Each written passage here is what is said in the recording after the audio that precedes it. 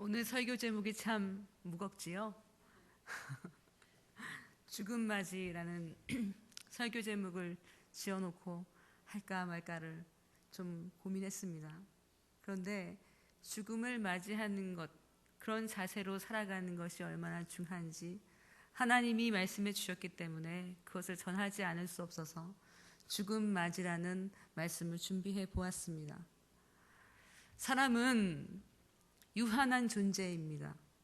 만물의 영장으로 지어지고 또 근본을 깨달을 줄 알며 하나님과 교제하는 특별한 존재이기는 하지만 사람은 모든 면에서 한계가 있는 존재입니다. 인생에 주어지는 갖가지 고통과 아픔을 겪어내면서 사람은 무너지고 상처 입으며 때로는 주변을 파괴하는 연약함을 보이기도 합니다. 모진 게 목숨줄이라고는 하지만 유리처럼 약하고도 약한 것이 인생인 것을 우리는 모두 공감합니다. 사람이 연약한 존재일 뿐인 것을 가장 절실하게 깨닫는 순간이 있는데 언제일까요? 바로 죽음을 맞이할 때입니다. 그 어떤 사람도 죽음을 극복할 수 없습니다. 죽음을 피할 수도 없고 죽음을 맞이하는 사람을 도와줄 수도 없습니다. 죽음 앞에서는 사람은 철저히 혼자입니다. 그래서 누구나 죽음을 앞두고는 한없이 작아지고 겸손해집니다. 죽음을 통해서 우리는 유한한 존재고 하나님이 없이는 무능한 것뿐인 것을 깨닫게 된다는 말씀입니다. 오늘 본문에서 사도 바울은 죽음을 이야기합니다. 사도 바울에게 있어서 죽음이란 단지 목숨이 끊어지는 것만을 의미하는 것이 아닙니다. 바울은 인생에서 닥치는 모든 고난들, 그 고통들을 죽음이라고 표현했습니다. 괜찮으시면 오늘 본문을 포함해서 그 앞에 있는 8절, 9절까지 한번 같이 읽어보기를 원합니다. 오늘 본문 고린도 후서 4장 8절부터 10절까지의 말씀을 같이 읽어보겠습니다. 우리가 사방으로 우겨쌈을 당하여도 쌓이지 아니하며 답답한 일을 당하여도 낙심하지 아니하며 박해를 받아도 버림바 되지 아니하며 거꾸러뜨림을 당하여도 망하지 아니하고 우리가 항상 예수의 죽음을 몸에 짊어짐은 예수의 생명이 또한 우리 몸에 나타나게 하려 함이라. 아멘. 사도 바울이 뭐라고 얘기하냐면 우리가 항상 예수의 죽음을 몸에 짊어졌다 이렇게 말씀합니다. 바울이 본문에서 말하는 죽음은 목숨이 끊어지는 것만 말하는 것이 아닙니다. 사방으로 우겨쌈을 당하는 극한의 상황들, 박해를 받고 거꾸러뜨림을 당하는 극심한 고난을 죽음이라고 말했습니다. 왜 바울은 고난을 죽음을 결부해서 이야기했을까요? 인생의 수많은 문제와 고난을 겪어낼 때에 우리 영혼에는 죽음을 겪는 것과 같은 영혼의 족적, 흔적이 남겨지기 때문입니다. 고통과 죽음은 하나님께서 우리에게 주시는 메시지입니다. 고통과 죽음은 사람에게 하나님의 뜻을 알려줍니다. 고통과 죽음은 사람에게 인생이 결코 가볍지 않음을 알려줍니다. 고통을 겪어낼 때에, 죽음을 맞이할 때에 사람은 진실과 삶의 의미가 무엇인지 주목하게 된다는 말씀입니다. 사람들은 흔히 인생에 대해서 이렇게 말합니다. 살기 마련이라고, 그럭저럭 살아내는 것이라고 그렇게 말합니다. 인생을 쉬운 것이라고 생각합니다. 인생은 쉬운 것이고 그럭저럭 살아내는 것이라고 생각하는 사람들은 고통스러운 상황이 오면 쉽게 좌절하고 원망하며 불평하게 됩니다. 그렇지만 반대로 쉬운 인생이란 없으며 오히려 삶에는 고난이 있는 것이 자연스러운 것임을 아는 사람들에게는 지혜가 있습니다. 그 고난을 통해서 인생을 다루는 힘을 얻게 된다는 말씀입니다. 전 여기 계신 분들이 아무리 힘든 고난과 아픔이 찾아온다고 할지라도 죽음이 우리에게 팔을 벌려서 다가온다고 할지라도 그럴수록 더욱 영혼이 빛나며 그럴수록 더욱 하나님을 닮아가는 복된 성도님들이 되시기를 예수님의 이름으로 소원합니다. 오늘 본문 뒷부분을 보면 또 고린도후서 4장 16절이 있는데요. 이렇게 말씀합니다. 그러므로 우리가 낙심하지 아니하노니 우리의 겉사람은 낡아지나 우리의 속사람은 날로 새로워지도다. 아멘. 사도 바울은 우리의 속사람이 날로 새로워지는 삶에 대해서 말합니다. 겉사람 겉모습은 늙어갈지라도 고통과 어려움을 감내해가는 동안에 우리의 이마에 영광의 주름살이 하나씩 늘어갈지라도 죽음을 몸에 짊어지고 살아간다고 하여도 정신은 더 고양되고 영혼이 더 빛이 나는 삶이 되라고 말씀합니다. 그래서 이렇게 말한 것입니다. 우리의 속사람은 날로 새로워지도다. 아멘. 이렇게 말씀했습니다. 사랑하는 여러분, 우리는 왜 살아갑니까? 우리는 왜 예배하며 기도합니까? 죽음에 대해서 이야기하기 전에 우리는 반드시 삶의 목적을 더 점검해 보아야 합니다. 우리가 왜 삽니까? 우리의 사는 이유는 무엇입니까? 무엇일까요? 우리는 하나님을 닮기 위해서 삽니다. 하나님을 닮기 위해서 삽니다. 괜찮으시면 옆에 있는 분과 이렇게 한번 얘기해 보겠습니다. 우리는 하나님을 닮기 위해 삽니다. 아멘. 하나님이 우리를 사랑하시듯이 우리는 사랑하며 살기 위해서 삽니다. 믿으십니까? 기독교 영성이란 하나님을 사랑하고 이웃을 사랑하는 힘을 말합니다. 영성은 하나님을 얼마나 알고 사랑하느냐, 그것에 달려있는 것입니다. 영성이란 신비한 체험을 하는 것이 아닙니다. 영성이란 탁월한 은사를 소유하는 것이 아닙니다. 영성이란 예배를 얼마나 빠짐없이 드리고 얼마나 봉사하며 기도를 몇 시간 하느냐로 측정될 수 있는 것이 아닙니다. 기독교 영성은 얼마나 하나님을 닮았느냐로 그 깊이를 말합니다. 얼마나 사랑하느냐, 조건 없이 사랑하는 법을 배웠느냐에 영성은 달려 있습니다. 괜찮으시면 다시 한번 옆에 있는 분한테 이렇게 말씀해 볼까요? 우리 조건 없는 사랑을 합시다.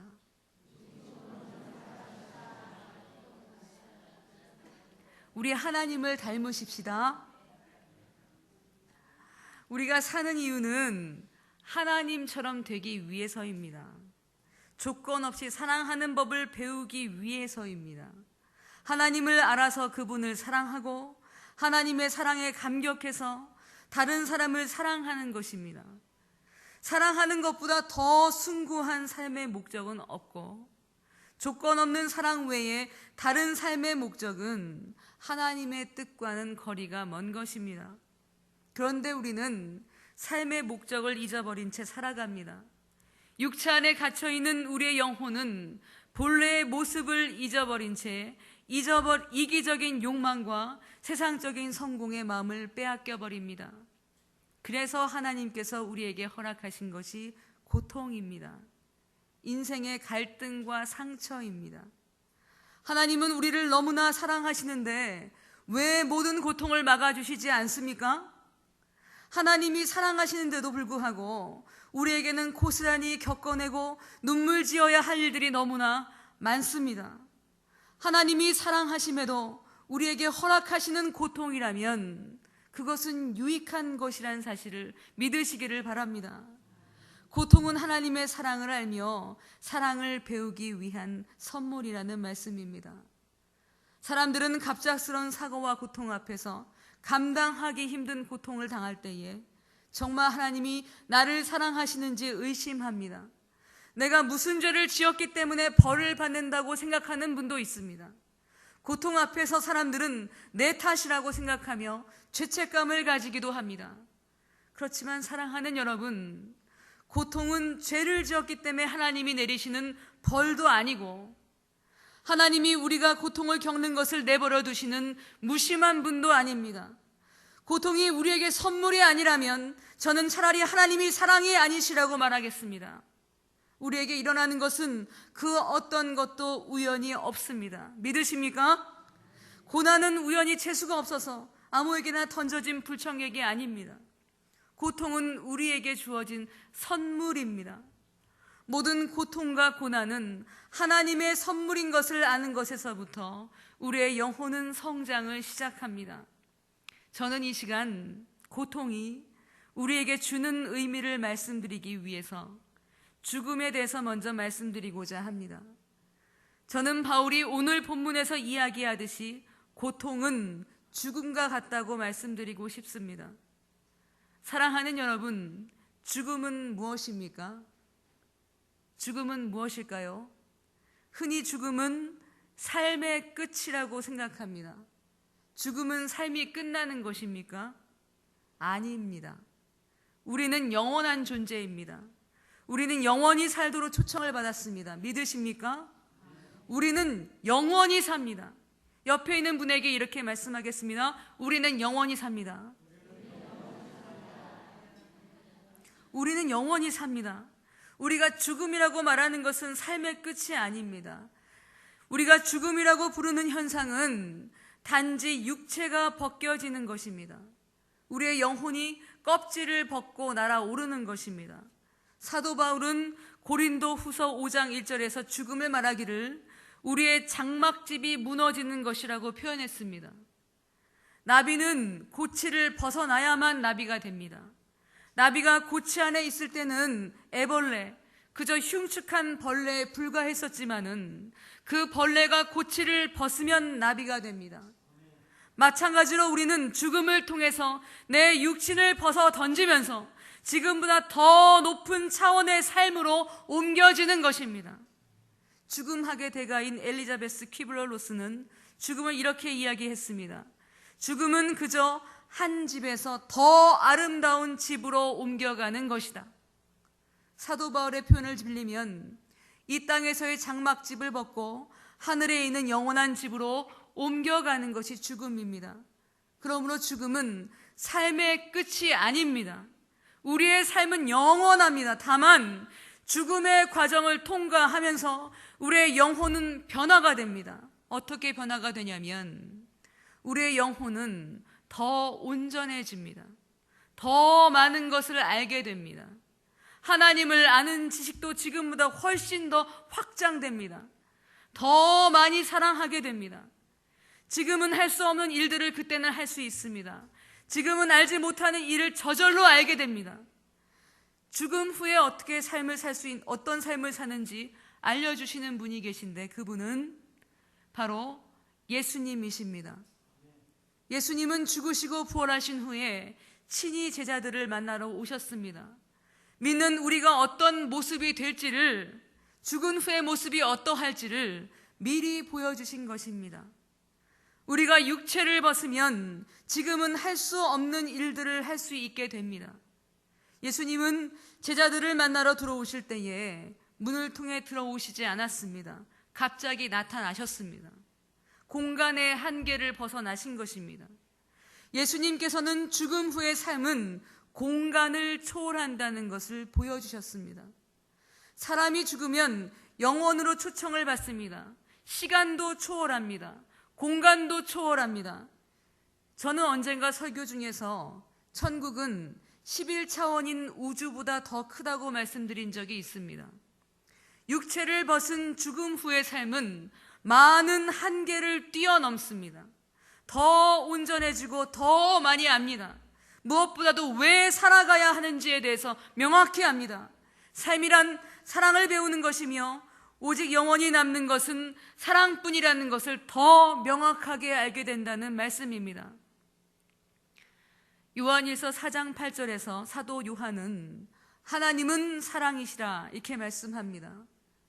천국은 하나님으로 완전히 채워진 공간입니다. 하나님은 사랑이시니 천국은 사랑으로 채워진 공간입니다. 요한일서 3장 14절에서 사도 요한은 이렇게 말합니다. 우리는 형제를 사랑함으로 사망에서 옮겨 생명으로 들어간 줄을 알거니와 사랑하지 아니하는 자는 사망에 머물러 있느니라. 아멘.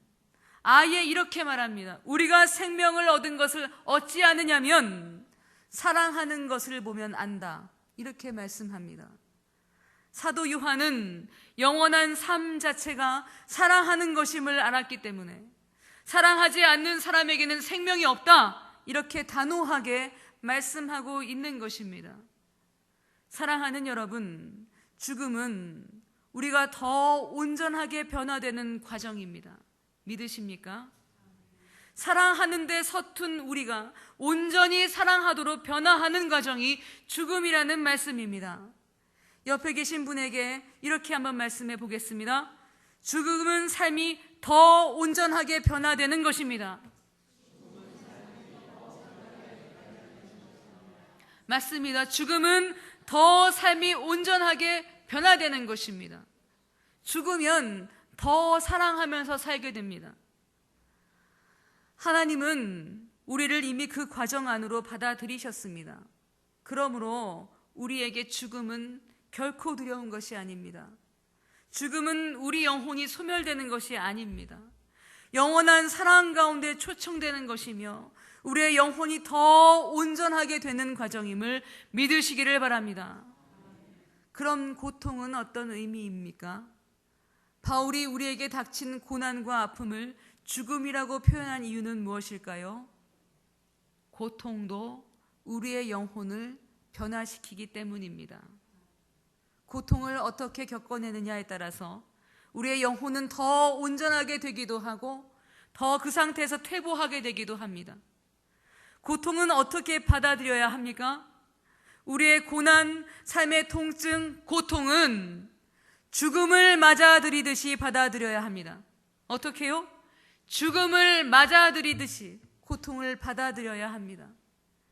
죽음은 우리가 피할 수가 없는 것입니다. 죽음은 받아들일 수밖에 없습니다. 죽음은 무기력하게 겪어내는 것밖에는 방법이 없습니다. 마찬가지로 고통은 극복하기 위해서 극복해내기 위해서 노력하는 것이 아닙니다. 고통은 무기력한 자신을 받아들이고 겪어냄으로써 의미가 있는 것입니다. 고통은 우리를 무기력하게 무장해제하고 전적으로 하나님만 신뢰하게 합니다. 무기력한 내 모습 그대로 하나님만 전적으로 신뢰하는 체험을 통해서 사람은 하나님의 임재를 대면합니다. 내 안에 계신 성령님과 나는 하나가 됩니다. 약할 때, 아주 무기력할 때, 고통 속에 아무것도 할 수 없는 나를 느낄 때에 그때가 하나님과 하나가 되는 때임을 믿으시기를 바랍니다. 무기력한 그대로 하나님만을 의지하십시오. 고통을 스스로 이겨내려고 그렇게 해보려고 노력하지 마십시오. 고통을 느낄 때에, 상실의 아픔을 느낄 때에, 슬프고 억울함을 느낄 때에, 육체의 질병으로 뼈가 갈리는 것 같은 아픔을 느낄 때일수록 내 연약함을 오롯이 인정하는 것이 능력이라는 사실을 기억하시기를 바랍니다. 그 가운데 하나님만 바라보는 골방의 시간이 있어야 합니다. 고통 속에서 아주 연약한 아이가 돼서 하나님 아버지를 만나시기 바랍니다. 하나님의 생명이, 그 놀라운 평강이 마음과 생각을 지키실 것입니다. 사도 바울은 다메섹 도상에서 예수님을 만난 후 새 사람이 되었습니다. 그는 수많은 교회를 개척한 사람이고 사람을 살리는 기적과 수많은 병자를 고친 능력의 사람이었습니다. 그리고 특별히 사도 바울은 죽음을 체험한 사람이었습니다. 고린도후서 12장 1절부터 5절까지의 내용을 읽어보기 바랍니다. 읽어봤으면 좋겠습니다. 지금 신약성경 299쪽에 고린도후서 12장 1절부터 5절까지의 말씀을 같이 읽겠습니다. 고린도후서 12장 1절부터 5절까지 바울의 죽음의 체험이 기록되어 있습니다. 무익하나마 내가 부득불 자랑하노니 주의 환상과 계시를 말하리라. 내가 그리스도 안에 있는 한 사람을 아노니 그는 14년 전에 셋째 하늘에 이끌려간 자라. 그가 몸 안에 있었는지 몸 밖에 있었는지 나는 모르거니와 하나님은 아시느니라. 내가 이런 사람을 아노니 그가 몸 안에 있었는지 몸 밖에 있었는지 나는 모르거니와 하나님은 아시느니라. 그가 낙원으로 이끌려가서 말로 표현할 수 없는 말을 들었으니 사람이 가히 이르지 못할 말이로다. 내가 이런 사람을 위하여 자랑하겠으나 나를 위하여는 약한 것들 외에 자랑하지 아니하리라. 아멘. 방금 읽으신 말씀은 바울이 자신의 육체를 떠나서 천국을 다녀온 경험을 기록하고 있습니다. 어떤 상황이었는지는 모르겠지만 바울은 자신의 영혼이 셋째 하늘에 올라갔었다고 말합니다. 셋째 하늘은 낙원, 천국을 말하는 것입니다. 육체를 떠나 천국을 다녀온 경험을 말하면서 바울은 결론적으로 이렇게 이야기합니다. 나는 약한 것들 외에는 자랑하지 않겠다. 바울은 실제로 죽었다가 다시 살아나는 체험을 통해서 자신이 약한 것 외에는 자랑할 것이 없었다고 말했습니다. 그리고 그 후에도 수없이 많은 고통을 겪을 때마다 바울은 자신이 약한 것을 오히려 기뻐했습니다. 고린도 후서 12장 10절에는 이렇게 말씀합니다. 그러므로 내가 그리스도를 위하여 약한 것들과 능욕과 궁핍과 박해와 곤고를 기뻐하노니 이는 내가 약한 그때의 강함이라. 아멘. 사랑하는 여러분, 내가 어떻게 할 수 없는 쓰라린 고난과 인생의 아픔은 하나님이 나를 사랑하셔서 허락해 주신 것입니다. 고통이 우리에게 다가올 때에 스스로 이겨내려고 하지 마시기 바랍니다. 그때는 내 연약함과 무기력함을 고스란히 체험하는 소중한 시간입니다. 그 상처 입은 모습, 고통 때문에 상한 마음 그대로 하나님께 나아가십시오. 골방에서 내 연약한 내면을 바라보며 하나님과 대화를 나누십시오. 하나님과 하나가 되십시오. 골방에서 하나님의 사랑과 평강이 내 영혼을 친히 세워주시는 복을 누리시기를 바랍니다. 저는 앞에서 죽음은 우리가 더 온전하게 되는 과정이라고 말씀을 드렸습니다. 마찬가지로 고통도 우리가 더 온전하게 되는 과정입니다. 고통 속에서 우리는 하나님을 더 닮아갑니다. 하나님을 더 알아갑니다. 하나님을 대면하며 하나님의 마음이 내 마음이 되고 하나님의 뜻이 내 뜻이 되어 갑니다. 사랑하는 여러분, 우리에게 주어진 모든 것에는 우연이 없습니다. 죽음이 은총이듯이 고통도 은총인 것을 믿으십시오.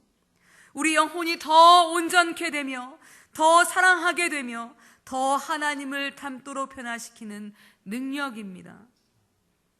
지금보다 더 하나님을 신뢰하시기를 바랍니다. 여기 계신 모든 분들은 약함을 오히려 기뻐하는 복이 있으시기를 소원합니다. 죽음을 맞이하듯 인생을 사시기를 바랍니다. 죽음을 맞이하듯 고통을 맞이하며 고통 속에서 변함없고 다함없는 하나님의 사랑을 깊이 경험하시기를 바랍니다.